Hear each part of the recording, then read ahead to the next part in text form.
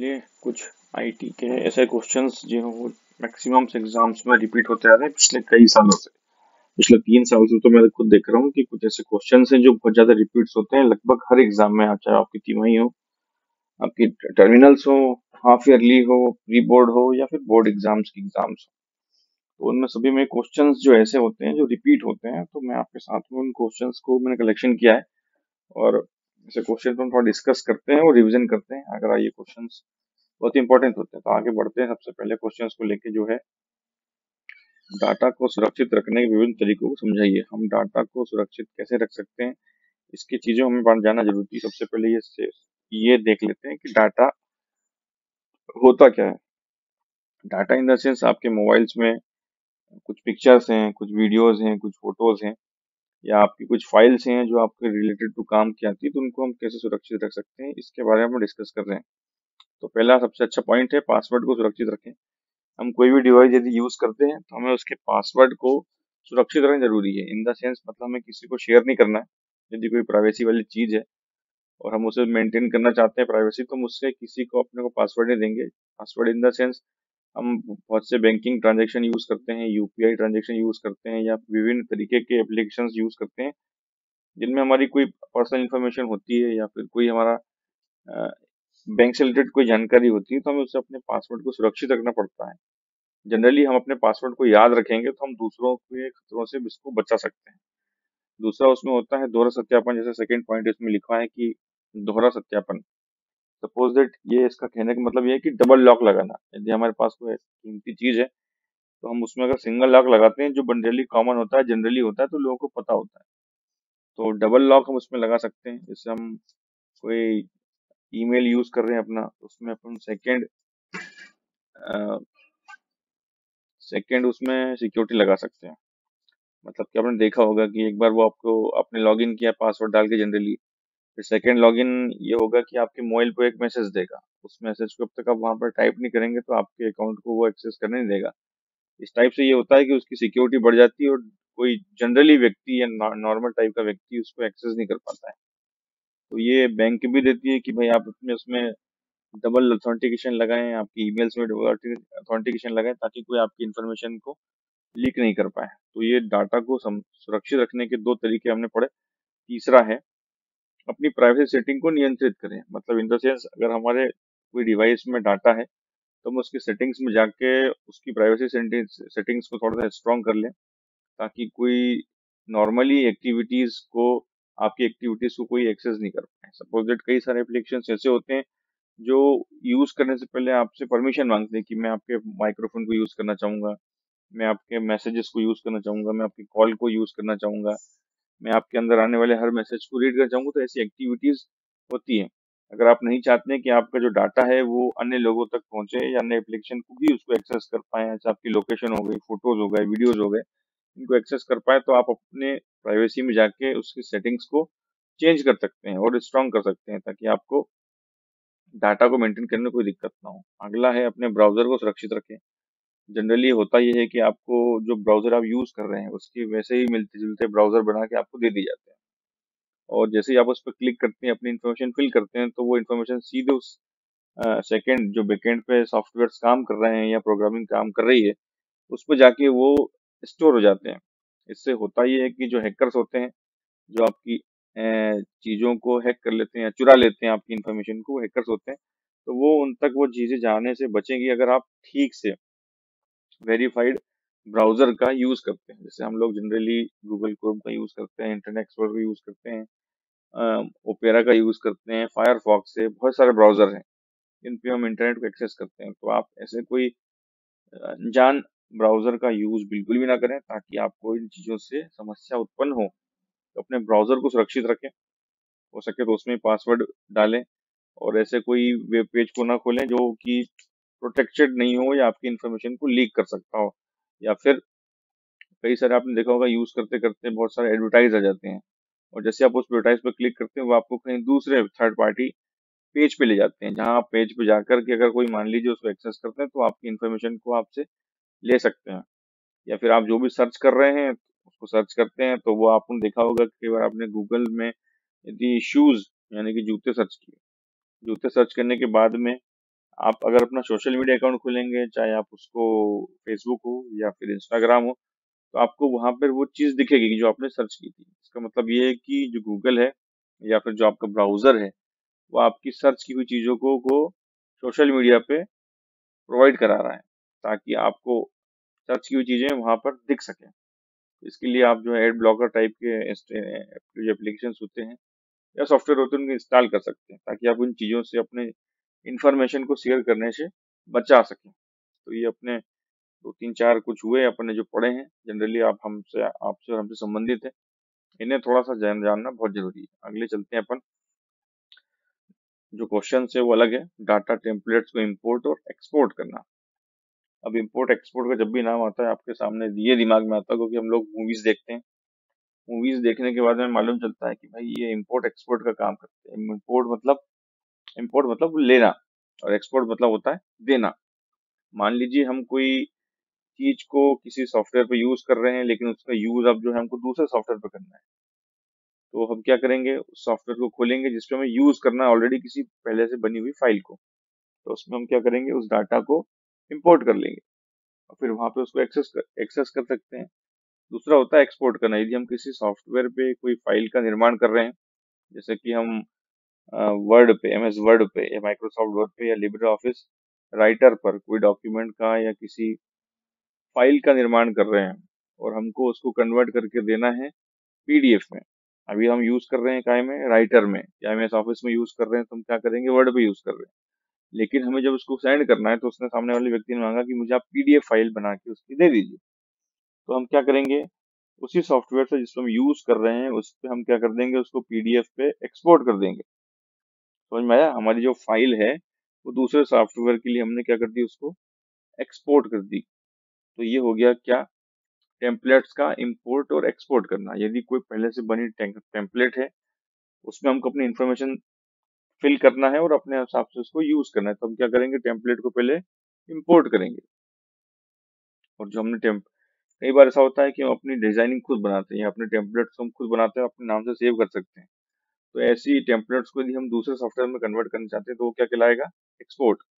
हमने कहीं से डाटा या कोई फाइल ली, वो क्या कहलाया, इंपोर्ट। हमने वही अपनी फाइल को दूसरे सॉफ्टवेयर के लिए दे दी या उसके फॉर्मेट बना के दे दी, तो वो क्या कहलाया, एक्सपोर्ट। तो इंपोर्ट एक्सपोर्ट आपको समझ में आ गया। टेम्पलेट्स या डाटा का हमको इंपोर्ट या एक्सपोर्ट करना है तो हम किस टाइप से उसे कर सकते हैं, ये शब्द समझ लीजिए, ये शब्द बहुत काम का है। इंपोर्ट, डाटा का इंपोर्ट और एक्सपोर्ट। ये देखिए, आप केवल गूगल पर सर्च कर देंगे कि इंपोर्ट एक्सपोर्ट क्या है, तो आपको ले जाएगा बिजनेस की तरफ, कि आपने जो माल दूसरे कंट्री से या दूसरे जगह से आपने बुलवाया तो वो क्या किया, इंपोर्ट किया, और दूसरों को दिया तो क्या किया, एक्सपोर्ट कर दिया। तो इंपोर्ट एक्सपोर्ट समझ में आ गया। आप इसको अब चाहें तो अपने अलग अलग एग्जाम्पल के साथ में लिख सकते हैं कि इंपोर्ट क्या होता है और एक्सपोर्ट क्या होता है। चलिए, इसमें कोई कंफ्यूजन होगा तो फिर आप हम डिस्कस कर लेंगे। ठीक है, आगे बढ़ते हैं। आगे बढ़ते हैं तो कुछ ड्राइंग टूल होते हैं हमारे जो सिलेबस में दिया हुआ है, इसमें ड्राइंग टूल का इस्तेमाल कैसे किया जाता है या ड्राइंग टूल क्या होते हैं, तो उनको समझाने के लिए सबसे पहले ऊपर दिया है हमारा ये वाला दिख रहा है कर्सर, इसको बोलते हैं सेलेक्ट टूल। हमें पूरी स्क्रीन में किसी चीज को सेलेक्ट करना है तो हम सेलेक्ट टूल का इस्तेमाल कर सकते हैं। हमको अपनी ड्राइंग खींचने के लिए, ड्राइंग बनाने के लिए लाइन चाहिए। तो ये जो आप देख रहे हैं, ये वाला सेकंड वाला टूल जो है, ये क्या है, लाइन टूल है। इसके बगल में लिखा है ना लाइन टूल, या लाइन कलर बोल सकते हैं। हम किसी लाइन को कलरफुल करना है तो लाइन कलर का इस्तेमाल कर सकते हैं। ऐसे ही एक लाइन भी आती है जो कि 4 नंबर पे दी हुई है। अगला है फिल कलर। मान लीजिए हमने कोई शेप बनाया, यहाँ पर हमने रेक्टेंगुलर बनाया या स्टार बनाया, अब उसे हमें फिल करना है, मतलब कि रंग से भरना है। तो हम क्या करेंगे, उसको सेलेक्ट करेंगे सबसे पहले सेलेक्ट टूल से उस शेप को। उसके बाद में इस टूल में जाएंगे, ये आपको 3rd नंबर पे दिख रहा है फिल कलर करके, ये वाला, इस पे क्लिक करेंगे, आपके सामने एक पैलेट खुल जाएगा। उस पैलेट में कई सारे कलर होंगे, उस कलर को सेलेक्ट करेंगे और आपके शेप में वो कलर आ जाएगा। अगला मैं आपसे कहा था लाइन टूल। लाइन टूल ये होता है लाइन टूल, या उसको उपकरण हिंदी में बोल सकते हैं। हमें पूरे कई स्क्रीन पर क्या करना है, लाइन खींचना है। हम उसके क्या कर सकते हैं, लाइन टूल को सिलेक्ट करेंगे और जैसे हम लाइन चाहते हैं वैसा हम उसको कर सकते हैं। अगला है रेक्टेंगुलर, मतलब आयताकार में। यदि हमको किसी ड्राइंग बनाने के लिए एक चौकोर की या आयताकार की जरूरत है तो हम क्या करेंगे, सीधे रेक्टेंगुलर पे क्लिक करेंगे और अपने शेप को बना लेंगे, इलिप्स।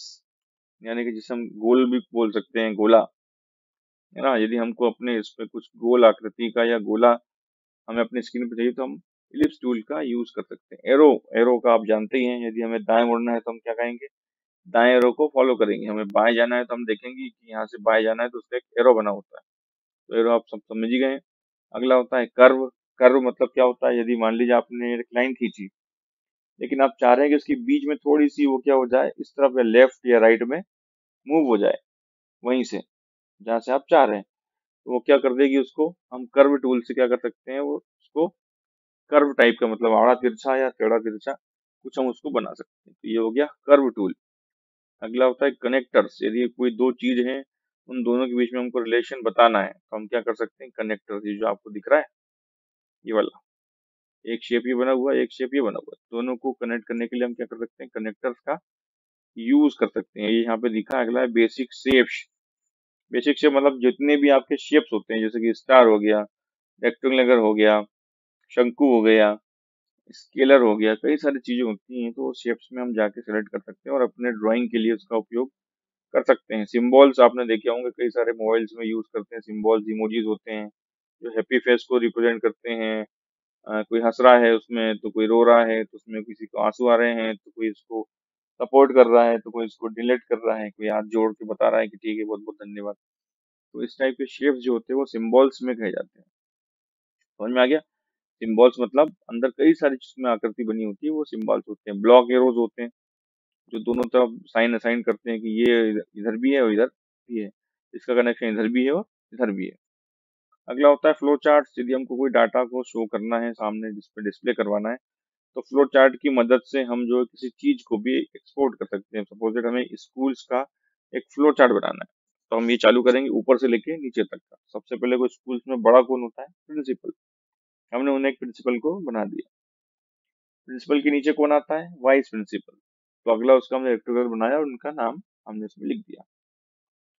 अब वाइस प्रिंसिपल के नीचे कौन आता है, तो अलग अलग डिपार्टमेंट्स आते हैं, जैसे कि आर्ट्स हो गया, कॉमर्स हो गया, ठीक है, स्पोर्ट्स हो गया, आईटी हो गया, एग्रीकल्चर हो गया। ये सब सारे क्या है, अलग अलग डिपार्टमेंट से। तो एक के बाद एक के बाद एक के बाद उसकी जो जो कड़ी चली आ रही है उसको शो करने के लिए हम क्या करते हैं, फ्लो चार्ट का इस्तेमाल करते हैं। जनरली हमको उस पर क्लिक करना होता है, डिजाइन सेलेक्ट करना होती है और उसके बाद हम उसमें लिखना शुरू कर सकते हैं। अगला है कैलकुलस। मतलब कि कोई चीज अगर आपको याद करना है या उस समय कुछ बोलना हो तो आप उसमें क्या कर सकते हैं, एक बॉक्स में अपनी चीजों को लिख सकते हैं, ताकि आप उसको उस समय पर याद कर सकें। कोई कहानी हुई, कोई किस्सा हुआ जो आपको बताना है, तो इसके माध्यम से आप यूज कर सकते हैं। जैसे ये स्टार है और 3D ऑब्जेक्ट्स होते हैं। तो ड्राइंग के टूल कुछ बेसिक से होते हैं, वो आपने समझ लिए है। Select tool, line colour, fill colour, line, rectangular, ellipse, arrow, curves, कई सारी चीजें होती हैं जिसका हम यूज करके अपनी पेंटिंग्स को बना सकते हैं। अगला क्वेश्चन पे आते हैं हम। अगला क्वेश्चन है डिवाइस की देखभाल हेतु आवश्यक सुझाव कौन कौन से होते हैं। तो आपको मैंने कई बार पढ़ाया भी है कि सपोज दैट आपके पास में कोई मोबाइल डिवाइस है या फिर कोई लैपटॉप है या आपका डेस्कटॉप है, उसको आप उसकी देखभाल कैसे कर सकते हैं। तो देखभाल करने के लिए क्या जरूरी है कि सबसे पहले तो हम उसको सही जगह यूज करें, है ना। कहीं भी हम उसको नहीं यूज, कोई अगर मान लिया हमें कीमती चीज है, उसमें कोई चीजें अच्छी हैं, हम उस पर लॉस नहीं करना चाहते हैं, तो हम उसे केयर करके रखते हैं ना। तो बस वो केयरिंग जो होती है वो हमें इसमें बताना है कि मान लीजिए हमें कोई डिवाइस की देखभाल करना है, तो उससे हमको क्या करना पड़ेगा, बचा के रखना पड़ेगा। जैसे कि अपने लैपटॉप को किसी दूसरे व्यक्ति के पास ना दें, ठीक है ना। किसी दूसरे व्यक्ति के पास हमें अपना लैपटॉप नहीं देना चाहिए। जो भी चीज हम इलेक्ट्रॉनिक यूज कर रहे हैं उसको प्रॉपरली ओपन करें और प्रॉपरली उसको बंद करें। यदि हम उसको ओपन कर रहे हैं लेकिन बंद करने के हमने एक बटन दबा दिया और उसको सोचा कि ये बंद हो गया, तो वो क्या होगा, आपका जो अंदर डाटा है वो क्या होगा, खत्म हो सकता है, ठीक है ना। सपोज दैट हमने किसी व्यक्ति को किसी काम के लिए हायर किया, हमने हाँ काम के लिए हायर किया, लेकिन हम उसको अगर भूख लग रही तो खाना नहीं दे रहे हैं, अगर प्यास लगी तो पानी नहीं दे रहे हैं, तो वो क्या काम कर पाएगा आगे, नहीं कर पाएगा। इसीलिए हमारे को सारी चीजों को, कोई भी डिवाइस यूज करते हैं तो ठीक से उसको प्रॉपरली यूज करना जरूरी होता है। अपने चीजों को, जैसे कोई आपके पास डिवाइस है उसमें कोई चीज काम नहीं कर रही, तो आपने सोचा कि मैं इसको खोल के देखता हूँ, शायद कुछ काम कर जाए। हो सकता है आप उसको खोल तो लें लेकिन उसको लगा वापस ना पाए। तो अगर आपको कोई चीज का नॉलेज नहीं है तो आप उसको क्या करेंगे, ना इसको डिस्टर्ब नहीं करेंगे। इस टाइप से अपनी डिवाइस को सेव करके रख सकते हैं। या उसको साफ सुथरा रखें जहाँ भी आप यूज करते हैं, क्योंकि उसके अंदर होता है एक फैन। फैन क्या होता है, बाहर की ठंडी हवा को अंदर खींचता है। तो अगर हम उसे गंदगी जगह पर रखेंगे तो गंदगी भी साथ में अंदर चली जाएगी और आपकी डिवाइस उसमें क्या हो सकती है, उसको नुकसान हो सकता है। आपको उसको सुधरवाने के लिए फिर अलग खर्चा करना पड़ेगा। तो सबसे पहले तो क्या होगा, इसकी सुरक्षा, वो दूसरा अनजान व्यक्ति को उसे ना दें। तीसरा, उसका सही से इस्तेमाल करें, मतलब बंद चालू करें जिससे हम करते आते हैं। कोई भी मोबाइल को बंद करना है तो प्रॉपरली हम बंद करते हैं ना। ऐसा तो नहीं कि उसका नट खोला और सीधे बैटरी निकाल दी और बंद कर दिया, मतलब उसकी जो प्रोसेस है उसको ही फॉलो करते हैं। तो वैसे ही अपनी डिवाइस को ठीक से यूज करने के लिए हमें उसको फॉलो करना चाहिए, मतलब ठीक ठाक जगह रखें, उसको पानी से बचा के रखें, उसमें कोई स्क्रैच नहीं आने दें, जो डाटा है उसको प्रॉपरली अरेंज करके रखें ताकि हमें बाद में उसमें कोई भी दिक्कत ना जाए, बचाने के लिए।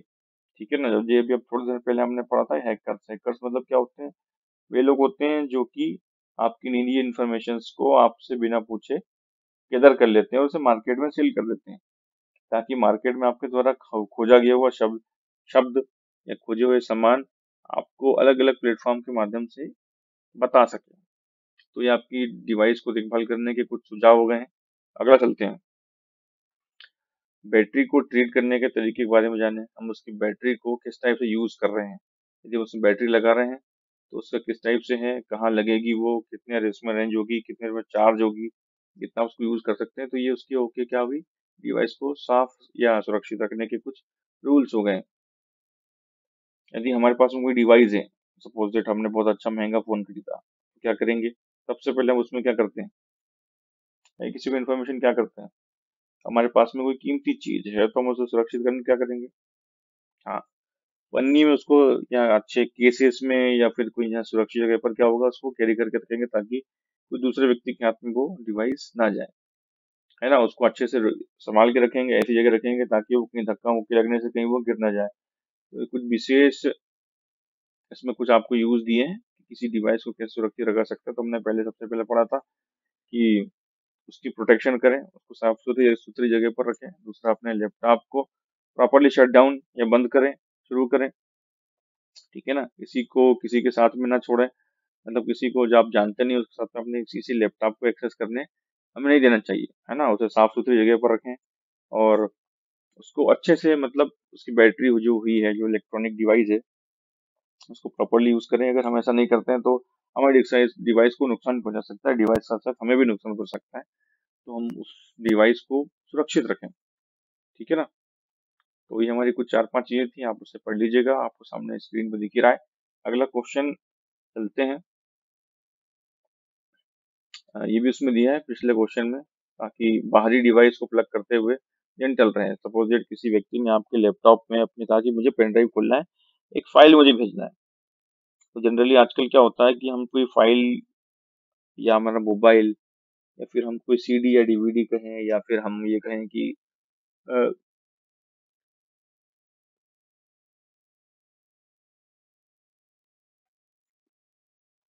आपकी जो पेन ड्राइव्स आती हैं, है ना, उसमें कभी कभार क्या होता है, वायरस होते हैं। कुछ लोग उसमें वायरस छोड़ देते हैं और आपको जनरली यूज करने के बाद आपसे मांगते हैं और आपकी सारी इन्फॉर्मेशन वो एक्सेस कर लेते हैं ताकि उसका वो अपने हिसाब से इस्तेमाल कर सकें। तो ये कुछ चली जरूरी चीजें थी जो आपने पढ़ी, सामने पढ़ भी लेंगे आप तो आपको कंफर्म हो जाएगा कि आगे क्या है। अगला क्वेश्चन की ओर बढ़ते हैं अपन। ड्राइंग शेप में इमेज डालने या इंसर्ट करने के लिए चरणनी की, हमें कोई ड्राइंग हम बना रहे हैं स्क्रीन पर, जैसा कि सामने आप ये देख रहे हैं, रेक्टेंगुलर बना हुआ है, ये वाला, ये बना हुआ है। इसमें भी हमको कोई फोटो डालना है। अब ये रेक्ट जरूरी नहीं कि रेक्टेंगुलर भी हो, आप उसको मोबाइल साइज में यूज कर सकते हैं, आप उसको स्टार में यूज कर सकते हैं और उसके अंदर भी आप अपनी इमेज को इंसर्ट कर सकते हैं। ठीक है ना। तो हम उस पर जनरली क्या करेंगे, उस पर क्लिक करेंगे, राइट क्लिक, तो फिर आपको एक ये लिस्ट दिखेगी, लिस्ट में आएगा फॉर्मेट शेप, उस पर अपन जब क्लिक करेंगे तो वहाँ पे आपको एक फोटोज का ऑप्शन मिलेगा। फोटोज पे आप क्लिक करेंगे तो आपको वो फोटो चाहिए जो आपकी आपको उसमें डालना है। तो वहां से जैसे कि हम उसको सर्च करेंगे, सर्च करने के बाद सिलेक्ट करेंगे, सिलेक्ट करने के बाद ओके करेंगे तो हमारी एक इमेज यहाँ पे आ जाएगी। ठीक है ना। इमेज मतलब फोटो होता है, इमेज का आशय मतलब क्या होता है, फोटो से होता है। अगर हमें अपनी फोटो को कहीं पर पेस्ट करना है या चिपकाना है तो उसके लिए हमें इन चीजों का उपयोग करना पड़ता है। तो ये आपने कुछ ड्राइंग में शेड डालने के या शेप में कोई इमेज डालने के आपकी चीजें आपने समझी।